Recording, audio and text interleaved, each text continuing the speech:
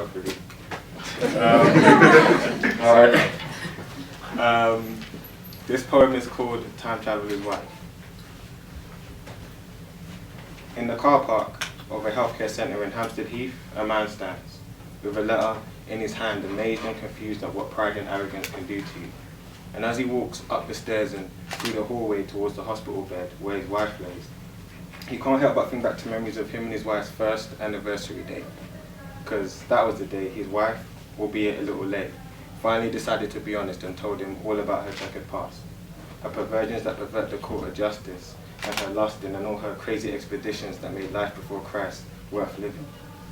And as she looked at him from across the dinner table of the fancy restaurant they were in, expecting judgment and condemnation, he just sat there, almost lifeless, with a straight face that only shock can bring, but after much thought decided to throw caution to the wind, because I mean, who was he? And in all honesty, even if she'd only been with one guy, to him, that probably would have been about 2 guys too many. That night was the memory that stood in the forefront of that man's mind as he watched his wife lie on that hospital bed, almost lifeless.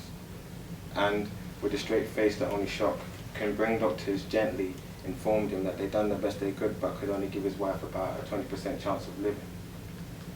Now, it said that the 5 stages of grief are denial, anger, bargaining, depression, and acceptance, making up the acronym DABDA. But this man's DABDA had a hard time getting past anger, as that's all he could feel as he watched his wife lie on a hospital bed, unconscious. And all he could think about was that night at the restaurant, where his perfect little wife exposed a not so perfect past. And even though from that night she'd done nothing but love him unconditionally, he had to admit that from that night he kind of always looked at her differently. And I can't tell you whether this next part was down to grief, a temporary moment of insanity, or the guy's 5th cup of alcohol / caffeine, but this man managed to turn his anger, bitterness, or jealousy into some sort of makeshift time machine, and was convinced that if he could just go back and fix her past, that he can make a better version of his wife and live a life of happiness with her instead of a wife whose past mistakes and failures had left her bedridden and him angry, depressed, and heartbroken. So funny enough, that's what he did. He went back, found his unsuspecting wife, and followed her secretly through time, lurking in the shadows and shielding her from every drunken night, every one-night fling, and every consequence a bad choice might bring, until the day she finally met him. And for him, reliving the past was great, but nothing compared to the joy that man felt of reliving him and his wife's first anniversary day. Because that was the day his wife, albeit a little late, told him how much she adored him, and pretty much had nothing else to say.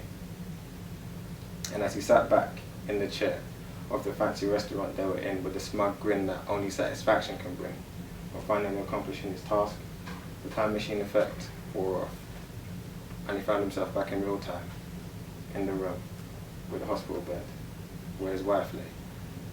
Only this time his wife wasn't there. The bed was empty. Assuming she'd been moved by one of those nurses that just don't listen, as he'd already told him not to move his wife without his express consent or permission, he decided to make his way to reception in the hope of maybe getting some sort of half-brained explanation from them. And as he stumbled down the hallway, he could have sworn he was going crazy when he saw his wife in the next room, having just given birth to another man's baby. And I can't tell you whether this next part was down to grief, a temporary moment of insanity, or the guy's 1st cup of alcohol / caffeine. But this man managed to get himself kicked out of a private healthcare centre in Hampstead Heath for allegedly disturbing the peace. And as the security guards escort him to the car park, well, that's when it all finally starts to sink in. That in trying to take away his wife's past sins, he ended up making her too perfect for him.